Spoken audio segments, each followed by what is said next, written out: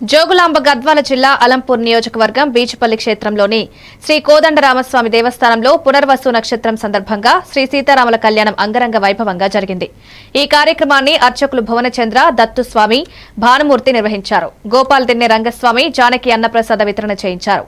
భక్తులు అధిక సంఖ్యలో పాల్గొన్నారు. తదుపరి స్వామివారి తీర్థ ప్రసాదాలు, అక్షింతలు అందజేశారు. ఈ కార్యక్రమంలో చిన్నజీయర్ స్వామి, గద్వాల్ ఇటిక్యాల ఎర్రవల్లి భక్త బృందం పాల్గొనడం జరిగిందని ఆలయ మేనేజర్ సురేందర్ రాజు తెలియజేశారు.